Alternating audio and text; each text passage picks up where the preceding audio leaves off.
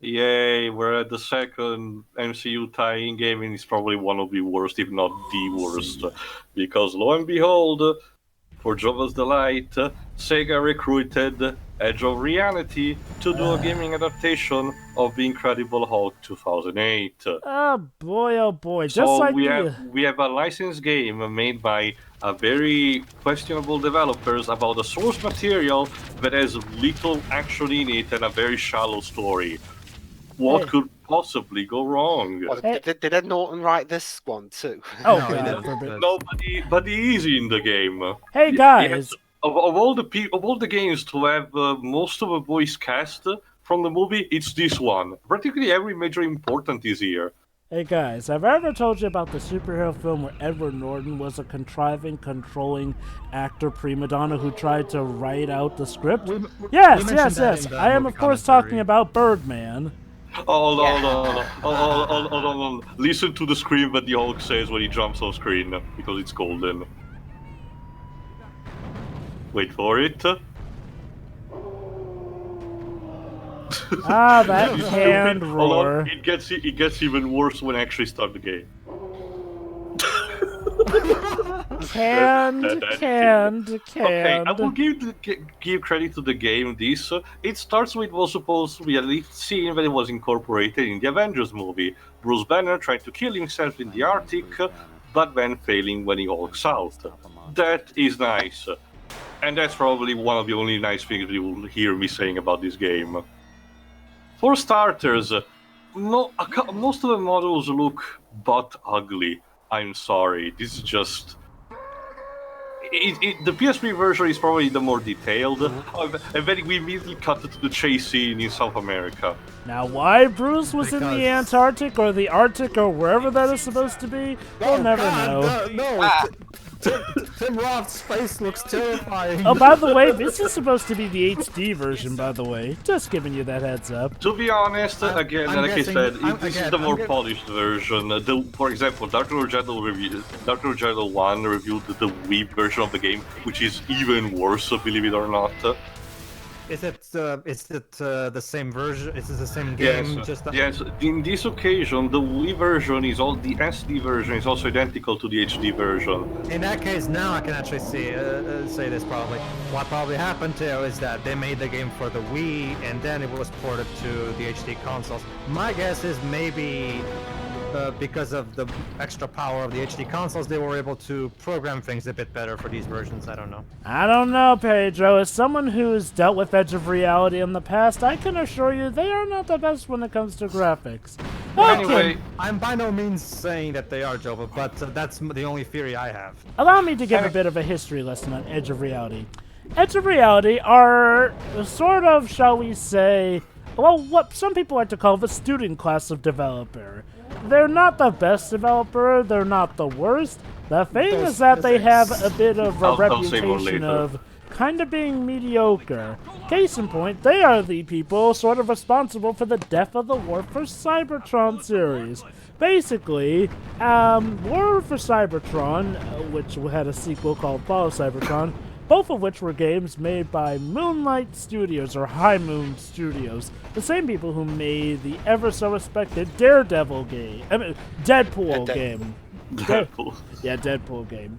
So, okay, so when it came time for a third game to be made, Activision, in their ever so great brilliance, decided not to have High Moon Studios make it. Even though High Moon Studios made for them a great tie-in game, yeah, they also made the HD Dark of the Moon Transformers game, which was actually well-liked.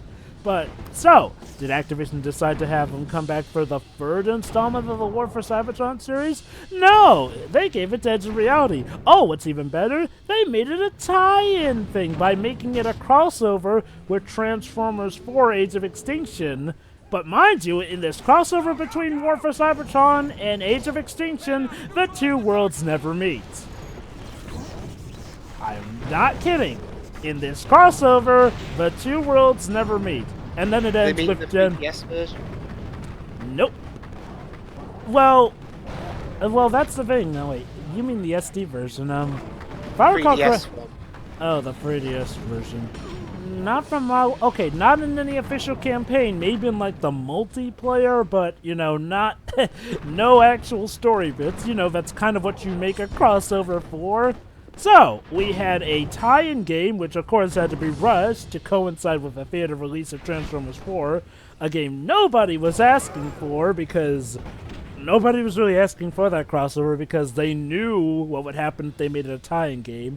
And the game still sold good, but because it didn't sell high numbers like its two older sisters, Activision then killed off the series and put High Moon Studios to other stuff until they eventually dried all the life out of them. Not just that, if you recall correctly, Activision was also on the point of losing the Transformers license, and the last thing they could do with it was having Platinum Games do their games with it. Which, you know, that game was good, but ungodly short. So yeah, needless to say, folks, a lot of Transformers fans do not hold Edge of Reality in the highest of quality standards, because Edge of Reality... I don't even think they're still active as a studio anymore, but I'll check in the meantime. But in the meantime, let me explain. The game is your average beat-em-up, which has... one of the major appeal of the game is the fact that you can destroy almost everything on screen. It is appealing, but it lasts for, like, what, 5 minutes? And I'm generous here. The Hulk has a sort of decent variety of moves, aside from just punch, you know. Sorry, he can perform the thunderclap, you know, shake the ground, grab objects and then hit things with it. I'm sorry, I gotta say, I love that guy saying, he has a weapon. Yes, he has a plane with him. A giant green giant running towards you, and all you can say is he has a... Yeah, the good news is that this game has subtitles. The bad news is that they're not the best. They're surprisingly very short. And the voice acting is very subpar. Small, you mean? Yeah, small, like I said. You said short. Oh, my bad. But anyway, let me check in the meantime. Yes, actually, Edge of Reality has been deceased in 2018. How timing. Good riddance. The last thing we did was Transformers Rise of the Dark Spire, actually. They had a game for Sega planned it, but was called Cypher Complex, but was cancelled. And that's what killed them, I guess. I wonder... Well, let me check. Because Rise of the Dark Spire was definitely well before 2018. So. Wait. You threw him forward, and he goes backwards. Because physics are overrated, I guess. Yeah, Pedro, the physics in this game are all over the place. Pedro, Edge of Reality, Pedro. Yeah, like I said, Edge of Reality aren't the worst developer, but if there's one... Also, several objects that have their... Hold on, Pedro. Several objects that they have their base broken, tend to fluctuate in the air for no real reason. Also, it's going to happen a couple of times in the game too. Allow me to explain, folks. You see, kids, this is when the Havoc's physics engine was at the height of its popularity. It was, look at all this amazing stuff you could do, making all this stuff fly around, and that is mainly what the Havoc physics engine was for. As you may recall, the Havoc's physics engine was used for the powers of Silver the Hedgehog in Sonic 06.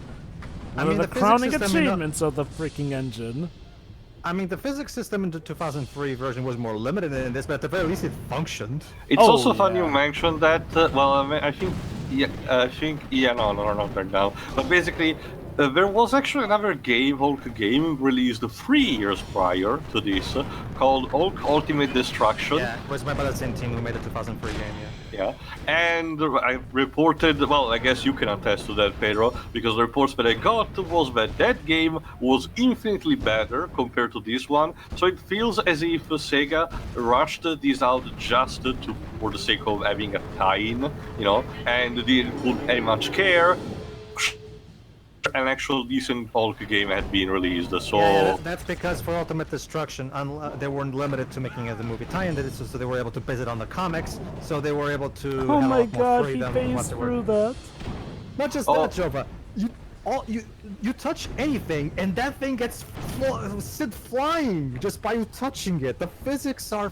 Oh, it's gonna become even better later. This is the thing about Edge of Reality. If there's ever a common complaint about them, it's that they make games so cheaply that they do it. Oh God, that looked terrible. They do it to the bare minimum. Like that's sort of.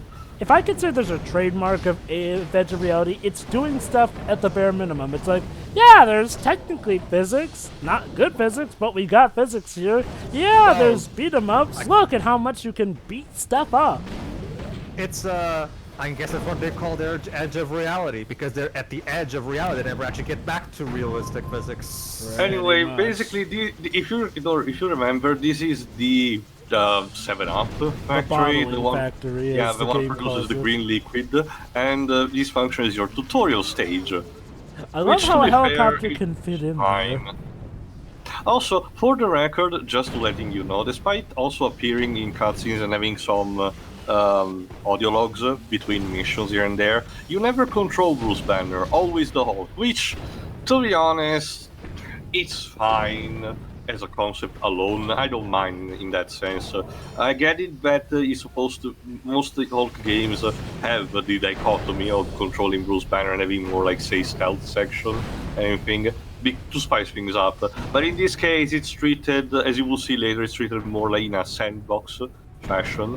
Hold on. It's time for a boss fight against Team Roth in an exoskeleton suit. Remember when that happened, Libs? Oh, I think it's burped. It happened somewhere in the middle of the movie, not Oh, in the it's gonna fucking happen beginning. too. Here's the thing, I forgot to mention, this is a Type B licensed game in a sense that it does follow the plot of the movie, but for obvious reason, there are a lot of changes applied and a lot of additions to it. One of these, for example, is facing Team Rod right now in one of those exoskeleton armors. I can understand that, honestly. But most of the addition done with the rest, most of the other addition done in the rest of the game range from boring to be just awful. Some of them, I'm not even kidding, Dark Lord Shadow was right. There are 2 main plot lines who are unfinished, essentially. View... Mission that complete. jingle is horrible. For the record, if you don't remember this... It sounds like it's trying to be a Sonic jingle, but it...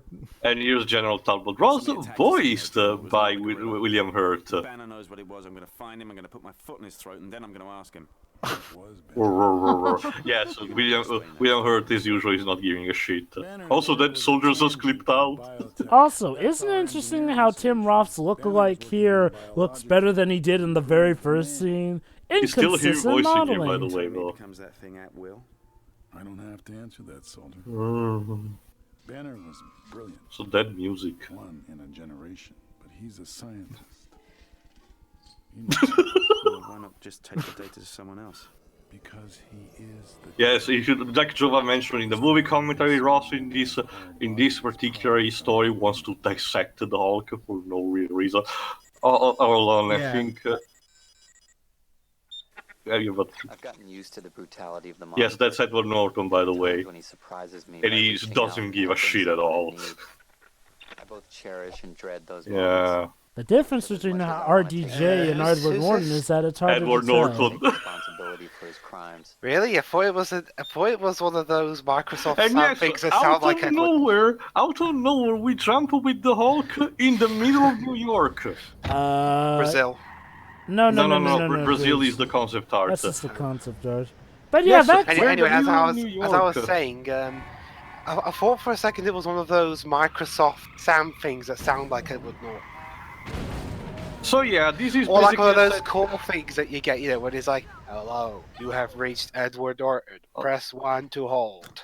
So yeah, this is new Pump of New York. I think it's only Manhattan, the Manhattan Island. And yes, you have a lot of building landmarks, both fictional and real, to destroy to your pleasure. Every building can be destroyed, but some of them give you like special tokens that tell you about the history of them. Now you get stuff like the World Trade Center. No, not World Trade Center. My bad. Apologies. You get stuff like the Empire State Building, for example, or Madison Square Garden. But then you get stuff like what I'm doing now, the Baxter Building. Yes, I'm demolishing the Fantastic Four base. Eat me. This'll tell you to make a good movie, Like, you hacks! Let me quote again Dark Lord Shadow, one for his review. Fantastic worst movie there is! And yes, you can look at literally the building. destroy It them just and make get- them it just sink into the sunks ground. into the ground, like this. It just kind of just it slops just itself walks right into into itself. Now, And there Now, goes to the be- Baxter to- building. okay, now to be fair, in like those controlled exploding demolitions that they do in like places like Las Vegas, the buildings falling down like that does actually Oh no, I happen. understand that actually. It's just how smooth the movement Yeah. was. It's just Also, remember the look in this. At least for the PSD version, the streets are much alive with vehicles and people. In the Wii version, there's really no one roaming around. Oh, also here we go. Hold on. Yes. Hold on. In the mid, I have to reiterate. In the middle of New York, now a spaceship like vehicle arrives. Of course. Sorry guys. With No, just raising soldiers. As the New Yorker of the group, do you often get spaceships just, kind of land there? Is that I'm another sorry, Tuesday for you, Java? I'm sorry, but spaceships landing in New York weren't supposed to be common until 2012. Yes, I get it, game. I know that the red dots are supposed to be enemies. You do realize that in the really continuity of the MCU, this means that somebody beat the Chitauri to it. The Kitauri, yes. No, not even that, Pedro. Accessing to the main map, it's easy on its own. You need to use a select button, but every time you do that, it loads for like between 15 and 30 seconds. So every time you need to look at the map to orient yourself where you're going, it's distracting and annoying as well. It's just... I love how awful. you can just pick up civilians and use them as Yes. projectiles. Oh yeah. Just like in the Iron Man game, in this game, the Hulk appropriately goes on a rampage, but again, he kills a lot of people in this process. Not just the enemies. You can have your video game crew potential set to the max and kill every single civilian you find. Which if I you guess want. kind of makes Thunderbolt Ross's motivations of wanting to stop the Hulk in the original I mean, movie. it's, technically justified. speaking, it's potentially possible, but the entire point of the Hulk is to prove that despite being a monster, he's still a human being and he's capable of doing better. Just But like this game, Frankenstein's monster. It's funny because completely this. shits all See, over here's the that. thing. This game encourages you to destroy stuff. Like, well, at least, even in the Transformers tie-in movie game, when you're playing as the Autobots, the game punishes you for causing too much Yeah. destruction. Whereas the I mean- Decepticons, by all means, blow that stuff up, so it makes sense. Here, I though, mean, for crying out loud, they just destroyed the Fantastic Four main building. and you get rewarded for Hold it. on, cutscene. Because it's time to introduce something that was supposed to be in the movie, but no, that didn't happen. Rick Jones. Oh, hi, Rick. Basically, the Bruce Banner's favorite sidekick. Let me check who his voice is. Here's what I don't get. We've established that the Hulk can talk as early as the very first cutscene of this game. Why are you constantly having that stupid canned roar? Oh, by the way, We couldn't, just to let you, we couldn't just afford it letting with you- Norton. just letting you know. Well, actually, who does the Hulk's voice in the MCU is Lou Ferrigno. Yeah. In this case, it's Fred Tatashore. Just letting you know, most of the missions are escort missions. Just FYI. Joy! Yes. Oh, my My favorite. favorite. To be Not fair, all that's of them, a... mind you. Not all of them, but there still are there. Yeah. Oh yeah, back to the minimap. The problem with the minimap is that it's so big. It takes so much space on the screen. I think it's It's not also really the a problem is mini-map well, then, is it? here's the problem also with it. It's not precise enough. Like, see that little thing? It gives you a marker there, but it's not clear where exactly on that marker you're headed towards. Yeah, it's not like with even the PS2 GTA games. It was very easy to follow because it would just go towards the pink dot, and it would just easily tell you where you are in relation to it. That thing, I cannot even tell how close you are to it. I love how Anyway- Rick Jones just sways around like he's drunk. That's because kinda he's like under that. mind control, if you saw from that cutscene from before. Well, I know Anyway, that, but it's awkward looking. Rick still. Jones here is voiced by John Curry. I've heard that name somewhere before. He was in a lot of things as an extra role, apparently. Why is there jazz music? Thanks for saving me. Name's Rick Jones. Because he's an names- wait, undercover you agent. don't know who he is? No, You're this you're is supposed this. to be Hold the on, hold on. reason why he's Hold like on, this. Pedro. Hold on, This is the Pedro. moment. This is actually their first meeting. Also, Pedro, we've established that in the MCU, he wasn't made that because he was trying to protect Rick Jones, right. remember? Yeah, you're right. Sorry, I was expecting that I'm story to be more like a hub baffled. story. Oh, okay, hold on, it's important. Now we established the supposed main villain that was made for the game, the Enclave. Don't bother. They're basically just there to give you minions and they don't get defeated. Oh. I'm more baffled by the fact that Bruce Banner just goes off, just rolls with Rick and becomes his BFF immediately. Okay, quick question too. Which faces look scarier, this game's or the ones from the Ubisoft Tintin game? Oh man, probably this one. The lighting is also You know, very bad, I think it especially would- on Bruce here. Oh yeah, but yes, that micro spy thingy will totally survive the transformation. Not only that, but think Hulk will totally go along with these too. I think Edward Norton sounds worse than Robert Downey Jr. does. Now, Robert Downey Jr. was at the very least fascinating to hear. Edward just sounds bored. No, I never cared for much as an actor to begin with, anyway. So this is even worse. I think you'd like him in Birdman. I am so baffled that in this game, this is the game where all of the main characters' voice actor returns. Amazing, isn't it? So Hulk mean, had a There'll bad be movie and plenty a more bad to title. see in the next part. And anyway, the way I'm gonna structure this, just before we go, is the game has some micro set of missions that function as mini storyline that are connected to the 4 main storylines, basically. So I'm gonna do like those in bulk as the game goes on.